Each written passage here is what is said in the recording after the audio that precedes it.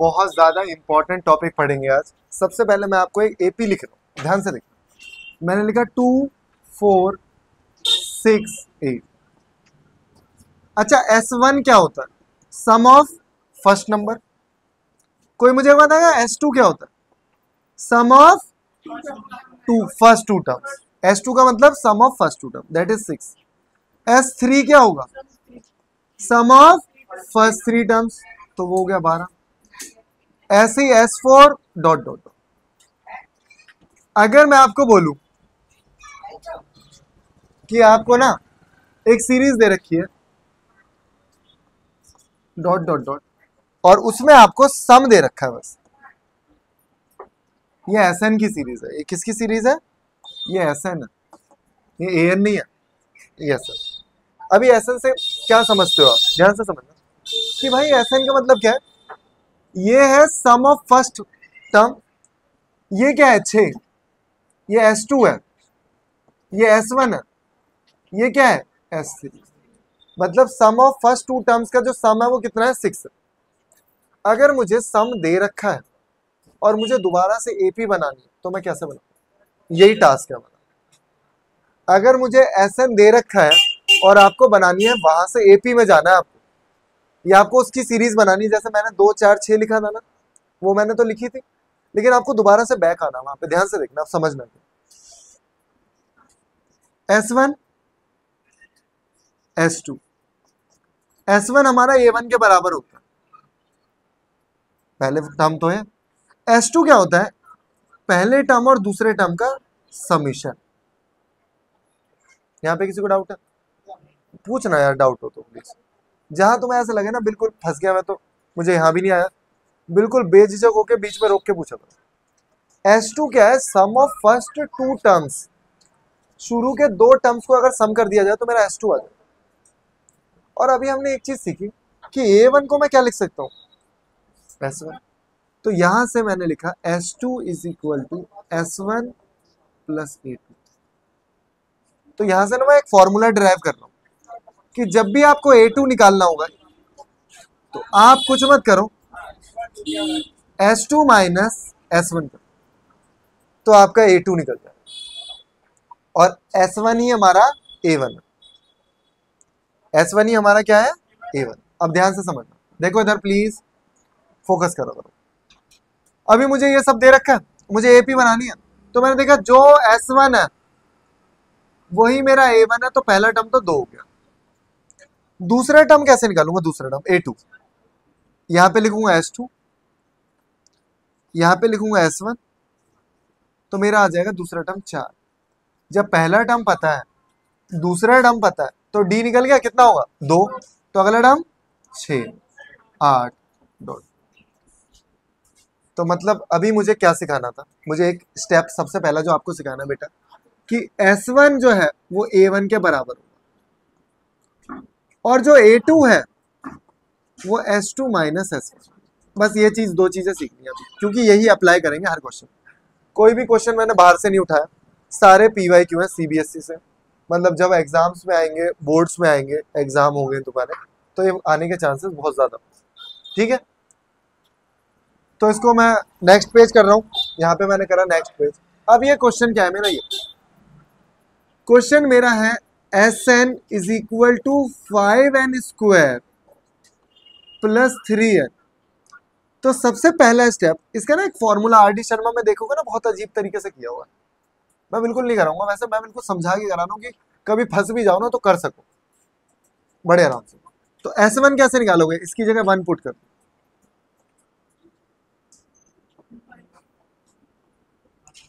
तो आ जाएगा 5 plus 3।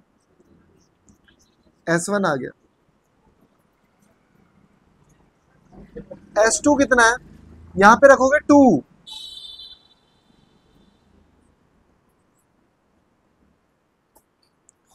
Colour ठीक लग रहा है? कितना हो जाएगा? 26। अभी हमने क्या सीखा था कि जो हमारा A1 है वही हमारा S1 है। तो पहला टर्म तो 8 हो गया। दूसरा टर्म कैसे निकालूंगा? अभी क्या सीखा था हमने? A2 is equal to S2 minus S1, जो कि हो जाएगा 26 माइनस 8, कितना आएगा 18। पहला टर्म आपको पता, दूसरा टर्म भी आपका आ गया। Okay done. तो हमें यहां से पता लग गया A1 पता लग गया, A2 पता लग गया, मतलब AP तो पता लग गई ना। अभी अगर मैं पूछूं nth टर्म तो बता देंगे। A1 बताएगा कोई मुझे 8, D बताएगा D कुछ भी, AN की value A plus N minus 1 D। A कितना है, N कितना है नहीं पता, D कितना है, आप इसको अंदर भेजो 10, 10N माइनस 2, ये AN का फॉर्मूला हो गया। पता है क्या मतलब है इसका, आप यहाँ पे 1 डालोगे ना तो A1 आएगा। कितना आ रहा है बताओ, 10 में से 2 गया 8 आ रहा है। आप यहाँ 2 लिखोगे ना तो A2 आ जाएगा, यहाँ 2 रखो 18। आप यहाँ 3 रखोगे, हाँ A3 आ जाएगा, तो ये AN हो गया। तो हमें AN ही निकालना था, nth टर्म निकाल देते, तो इस फॉर्मूले में लग के हमारी AP निकल जाएगी। अब ये क्वेश्चन बहुत ज्यादा आने के चांसेस होते हैं, क्योंकि बच्चों को ना ये पैटर्न नहीं पता होता, मतलब मोस्टली उन्हें ये वाला पैटर्न नहीं पता होता, ये वाला। अब मैं यही तो बता रहा हूँ, एनसीईआरटी में वो जो 5.3 है उसमें सिर्फ एक क्वेश्चन, वही बात है, एक क्वेश्चन तो टीचर ही करा देता है, फिर बच्चा प्रैक्टिस कैसे करेगा, तो बच्चा वो क्वेश्चन याद कर लेता, पेपर में फिर भूल जाएगा। ओके बच्चों, ये क्वेश्चन हो गया आपका, ठीक है। अब आप इसे लेक्चर में से देख लेना। अब 1 मिनट और, ये क्वेश्चन सेम है, in an AP sum of first n terms. ये बच्चे पता नहीं क्या ही समझते हैं ऐसे, तो ध्यान से देखो, जब भी लिखा हो सम ऑफ फर्स्ट एन टर्म्स, कहाँ गया पेन, तो ये Sn का फॉर्मूला है, तो 3n square by 2 plus 5n bye, अभी क्या है S1 निकालूंगा कैसे, 1 पुट करके, 3 इंटू 1 का स्क्वायर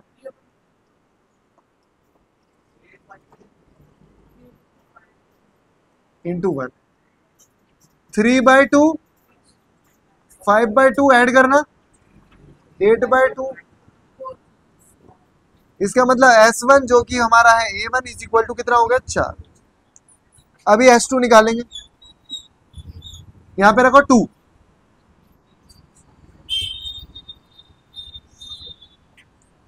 2 का स्क्वायर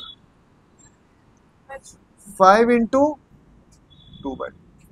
अच्छा ये तो कट आउट हो गया, तो यहां बचा 5, ये कितना होगा 12/6, 11 हो रहा है क्या, देखना एक बार। 4, 4 को 2 से काट दो,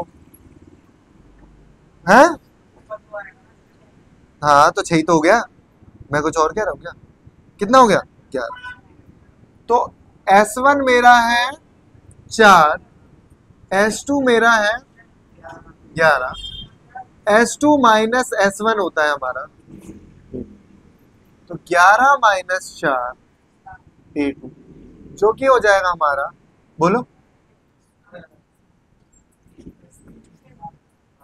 AP हमारे पास है, A1 और S1 एक बराबर होते हैं 4, तो मैं लिखूंगा 4, उसके बाद अगला टर्म 7, अगला टर्म 3 का गैप है ना, बोलो 10, निकालना क्या है 25th term, A25, A plus 24, ए बताना। अच्छा डी की वैल्यू कोई मुझे बताएगा, डी कितना है 3, इन दोनों का गैप, इन दोनों का गैप 72 प्लस 6 दैट इज 76, 8। कोई डाउट इसमें, अब यही मैं बता रहा था बच्चों, एक पैटर्न, अगर एक पैटर्न हमने सीख लिया तो अब इसके कैसे भी क्वेश्चन आ जाए, मतलब यहाँ कितनी भी गंदी वैल्यू लिखी हो, स्क्वायर में 4-5 टर्म लिखे हो, कोई मतलब ही नहीं है। पहला स्टेप क्या, S1 निकाला जो कि A1 के बराबर है, S2 निकाला, S2 माइनस S1 A2 निकला, उसके बाद AP निकल जाएगी। समझ में आया पैटर्न, थोड़ा और स्लो सीखो इसे, क्वेश्चन लगाओ अपने आप, अपने आप क्वेश्चन लगाना शुरू कर दिए तो क्वेश्चन आपसे हो जाए, ठीक है। तो मैं उतरवा नहीं रहा, लेकिन इसी बहाने एक बार वीडियो देख लेना। ये सेम क्वेश्चन है, देख लो। Sum of first N term of the AP, तो मतलब वो क्या दे रखा है हमें, मैं करवाऊंगा नहीं से, आप खुद करो। एस एन दे रखा है हमें 3n² + 6n। तो पैटर्न आपने समझना है और nth टर्म निकालना, मतलब an निकालना है। हो गया क्वेश्चन, कुछ नहीं क्वेश्चन। सेम क्वेश्चन है, आया हुआ है 2023 में, कोई बहुत बड़ा दूर नहीं है, रिसेंटली आया हुआ है। कई बार नेगेटिव भी आएंगे ऐसे। अब एक बात बताओ मुझे, मान लो मेरे पास एक सीरीज है, ध्यान से देखो, मेरे पास एक सीरीज है 1 -2 -3। ये एपी है, एपी तो है, माइनस ही तो लग रहा है। अब मुझे कोई बताएगा S1 कितना है, S2 कितना है, -3। S2 मतलब दोनों टर्म्स का सम, और S3 कितना, -6।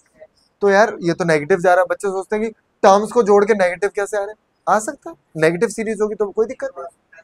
तो वो देखो नेगेटिव भी आएंगे, लेकिन फॉर्मूला हमारा सेट वही है कि S2 - S1 A2, और S1 और A1 तो बराबर ही। तो वहां से आप चीजों को, क्लू को पकड़ पाओगे और क्वेश्चन को कर पाओगे, ठीक है। क्वेश्चन आसान होते हैं लेकिन हम लोग करते नहीं है। अब ये देखो यहाँ पे कितना गंदा फ्रैक्शन दे रखा है, मतलब मेरा मन तो है मैं होल्ड पे डलवा रहा हूँ उसको, वेट कर रहा हूँ मैं, तुम करो इसको, करो, देखते हैं कौन तेज करेगा। धीरे धीरे मैं भी करता रहूँ। क्वेश्चन चेंज हो गया, कोई बात नहीं, लो क्वेश्चन आ गया आपके साथ। मैं भी कर रहा हूँ धीरे धीरे, बिल्कुल। Sn जो है हमारा a/2 3n²। आप लोग अपनी कॉपी में करते रहो।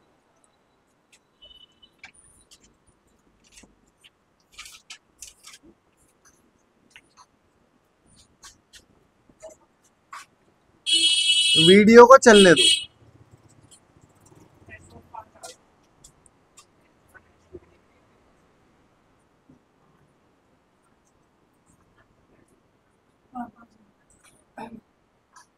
S1 ही हमारा A1 है, जो कि है 5।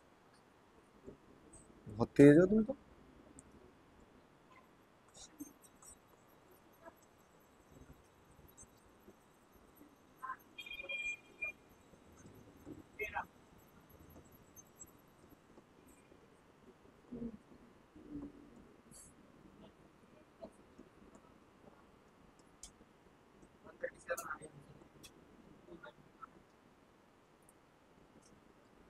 बारह, देखना मैं कोई गलती ना करूं बस।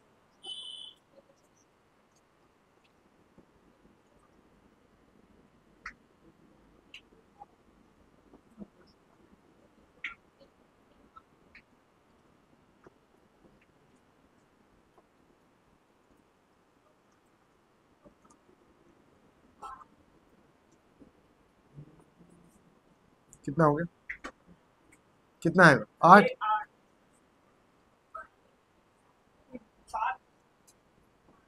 5, क्या गलत लिख दिया क्या, यहां तक ठीक लिखा मैंने।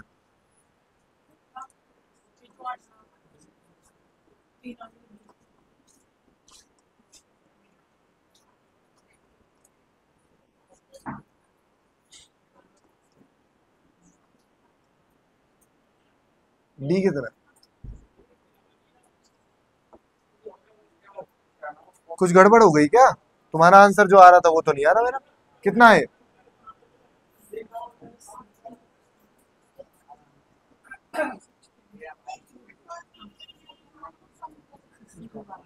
है? हाँ 100 कुछ, तो तुम्हारा तो 100 से ऊपर जा रहा था। और तेरा पहले ही गलती कर दी, यही तो गड़बड़ है यार तुम्हारी। देखो ध्यान से ना, जितना स्लो मैंने किया ना उतने स्लो में ही पेपर हो जाएगा, लेकिन गलती क्यों हो रही है। और ऐसा भी नहीं कि तुम्हें ना आता हो, अरे ये तो छोड़ो। हाँ तुमने यहाँ 7 लिख दिया, माइनस करके 7 लिख दिया, ये अब देखो ना, कोई बहुत बड़ा, अब टीचर आंसर देखता है फिर वो आधे नंबर तो वही काट लेता है, इतना टाइम नहीं होता। तो बिल्कुल वही तो मैं कह रहा हूँ, ध्यान से करनी है यार, छोटी गलतियां नहीं करनी। क्वेश्चन भी आता है, पैटर्न भी आता है, फिर भी नंबर कट जाए ना तब दुख होता है। एक तो ऐसे बच्चे हो इसके जैसे कि आते ही नहीं है, सैफ के जैसे मजाक कर रहा हूँ। नहीं, किसी बच्चे को अगर आता ही नहीं है ना तो दुख नहीं होता। देखो सिली मिस्टेक्स हो रही है अभी भी आपसे, तो मैं यही बोलता हूँ, जब वीडियो आपने देखी तो आपको क्वेश्चन पता लगे कि हाँ वो क्वेश्चन मैं कर सकता हूँ, तो आप वीडियो को करो पॉज, फिर खुद करो, फिर लास्ट में आंसर चेक करो बस, और फिर देखो आपका आंसर गलत आ रहा था, बहुत बच्चों को गलत आ गया, और कुछ भी तो नहीं है, कैलकुलेशन ही थी ना, तो कैलकुलेशन में क्यों गलती कर रहे हो? कंसेप्ट नहीं आता वो अलग बात, पूरे आधे आधे नंबर ऐसे ही कटवा दोगे, 20 नंबर तो ऐसे ही कट जाएंगे। क्वेश्चन को समझना है, एक पैटर्न को समझना है कि मैं क्या पैटर्न फॉलो कर रहा हूँ, उससे आपके आराम से मार्क्स इंक्रीज हो जाए। ठीक है, ओके ओके। ये हमारा है एनसीईआरटी का क्वेश्चन, कहाँ का? एनसीईआरटी का, ठीक है, और मेरे ख्याल से 5.4 का। तो यहाँ पे क्या है, sum of third and seventh, मतलब सम ऑफ किसका सम ना, थर्ड टर्म बोला है भाई, A3 और A7, क्या है 6, और A3 A7, और बताना है हमें फर्स्ट 16th टर्म का, हमें सम बताना। क्वेश्चन लंबा है लेकिन हम इसको तरीके से करते हैं। बताओ ये क्या हो, A+2B। बेटा याद रखो ये 3 है तो ये 2D हो जाएगा। अच्छा, A+6D, बहुत बढ़िया, A और A 2A, D और D 8D। कई समझदार बच्चे क्या करते हैं, यहीं से कॉमन ले लेते हैं, और 2 कॉमन लिया उन्होंने, A+4D, अभी 2 को ना 6 से कट कर दिया, नहीं तो ऐसे कर लो बचपन में जैसे करते थे। A+4D कितना हो गया, इक्वेशन 1 होल्ड पे डाल दो, मुझे ना आगे जरूरत पड़ेगी एक ही, तो मैं पुट करूंगा वहां पे।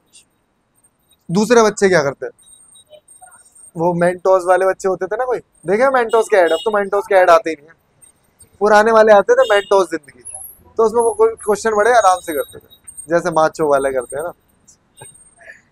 तो यहाँ पे क्या है ना, यहीं पे होल्ड कर देते हैं, वो इक्वेशन 1 यहाँ पे लिख देते हैं, फिर जब वहां पे अलग इक्वेशन बनेगी, देखना अलग क्या बनेगी। A3 को क्या लिखोगे, A+, A+6D। अब यहां से एक ही अगर वैल्यू निकालोगे तो भाई यार ये फ्रैक्शन में, क्योंकि 2 नीचे जाएगा फिर दिक्कत होगी, फिर बच्चे उसको पुट करते थे, दिक्कत होती थी, तो क्या करेंगे, अब यहां से वैल्यू उठाऊंगा, देखना है और कितने हमारे फेवर में इक्वेशन बनेगी। A is equal to 3-4D, इसे मत लिखो इक्वेशन, इसे लिख दो, मैं ये वैल्यू उठा के वहां पे चिपका दूंगा। अब होता क्या है, बच्चे ना यहाँ तक तो कर लेते हैं, ये भी नहीं निकाल पाते, यहाँ से वो सीधे स्विच करते हैं यहाँ पे। अब A को इस पूरे से मल्टीप्लाई करेंगे, फिर 2D को करेंगे, क्वाड्रेटिक इक्वेशन बनाएंगे, फिर सॉल्व करेंगे, बहुत झमेले पड़ जाएंगे। मैंने सब्स्टिट्यूट किया, तो वही तो बता रहा था, देखो सब्स्टिट्यूशन मेथड, एलिमिनेशन मेथड कब अप्लाई करना, तरीका क्या उसे अप्लाई करना, वो सीखना। उठाओ वैल्यू यहाँ पे पटक दो, 3-4D, आपको लगेगा कि पता नहीं यार कितनी गंदी इक्वेशन बन रही है, और एक ही जगह, अबे अंडू नहीं होता इसमें, ये तू कर दे रहा है क्या पीछे से, कुछ गड़बड़ कर दी क्या मैंने?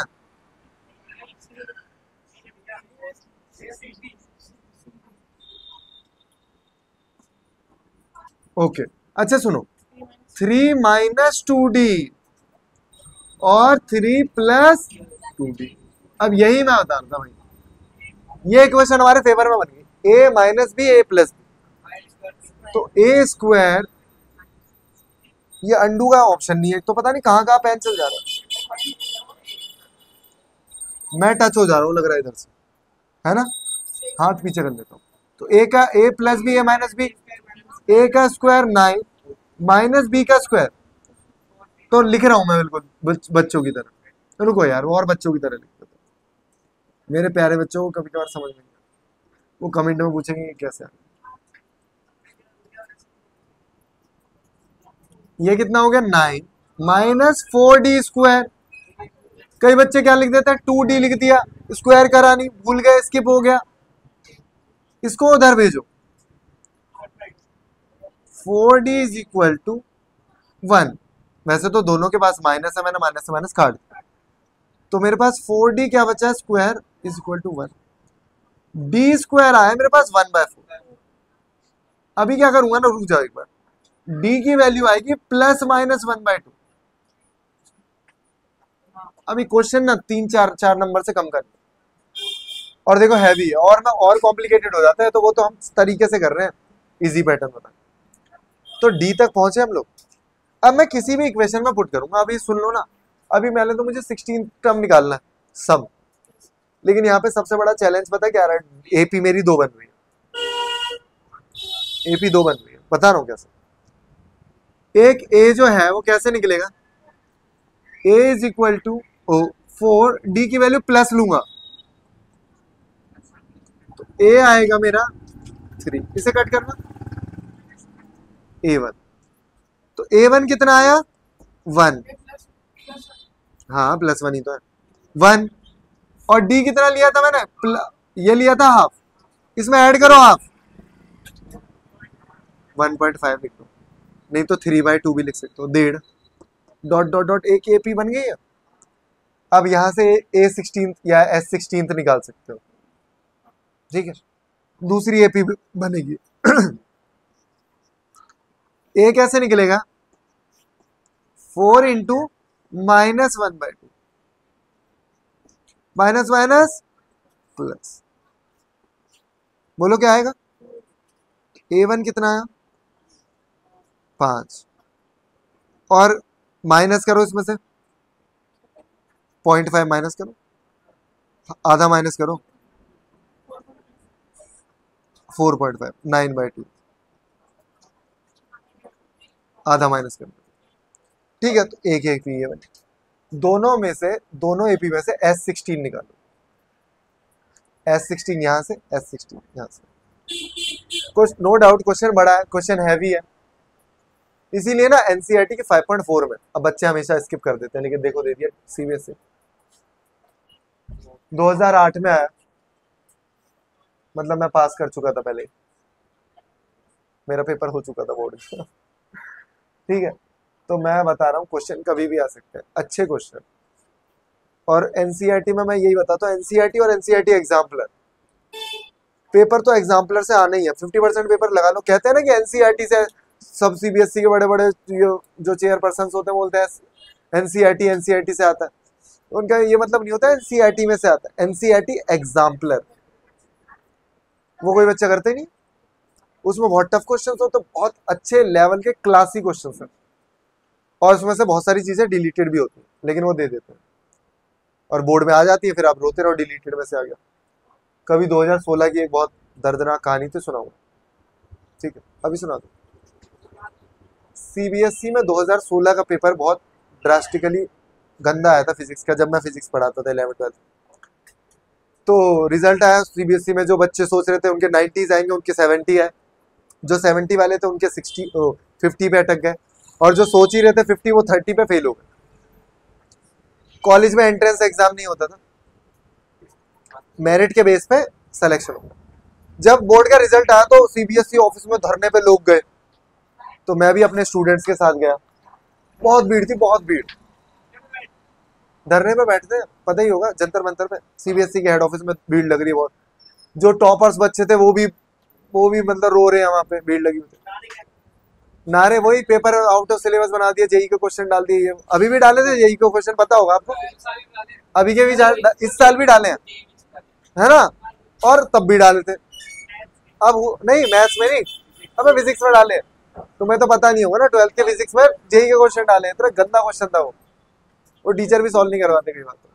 तो अब हुआ क्या, सुन लो स्टोरी सुनो पहले, हुआ क्या, अब क्या हुआ, उन्होंने कहा कि दोबारा से एग्जाम होगा, ये प्लान्ड होता है यार पूरी चीजें, उन्होंने मुझे बताया सीबीएसई में, और मैंने तो तुम्हें बताया मेरे चाचा एग्जामिनर थे, तो बताते कि इस तरीके से पॉलिटिक्स चलती है, इस तरीके से प्लान बनाया जाता है। उन्होंने बोला अगस्त में दोबारा एग्जाम करेंगे, बच्चे ठंडे पड़ गए।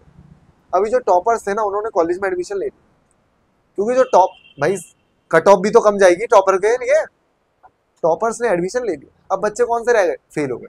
जब अगस्त में कोई नोटिफिकेशन नहीं आई सीबीएसई के, तो कुछ बच्चे जो फेल थे सिर्फ वही वहां पे गए, उनके साथ मैं भी गया। मैंने कहा तब तो इतनी लेवल में भीड़ थी, तो कुछ ही बच्चे हैं ये फेल वाले हैं वही, और वो भी कौन से, जून में कंपार्टमेंट का एग्जाम हुआ, आधे बच्चे तो वहीं से हट गए कि उन्होंने कंपार्टमेंट का पेपर पास कर लिया। वो बच्चे बिल्कुल गधे वाले से, तो मतलब मुश्किल से मुश्किल 50 बच्चे होंगे, तब थे 10,000 बच्चे। अब कुछ नहीं करा उन्होंने, 2 आंसू गैस के गोले छोड़े और सब भग गए। ये उनका होता है। 50 बच्चे को कौन एंटरटेन करेगा, इतने बड़े बड़े कैंडल मार्च हो जाती, जब जन पॉलिटिक्स कुछ नहीं वो गवर्नमेंट करती, वो तो कुछ भी नहीं था।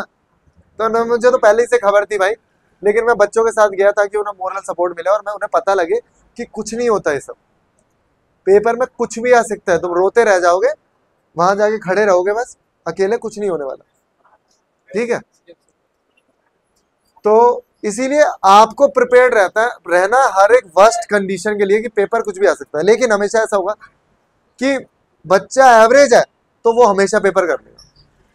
भाई जिसके 70 आने वाले थे उसके भी तो 50 आए, वो भी कहीं ना कहीं सेट हो गया। अब जिसके आने ही 50 थे, इसका मतलब 50% सिलेबस ही नहीं किया उसने किए ही 50% था, तो फेल तो हो गए।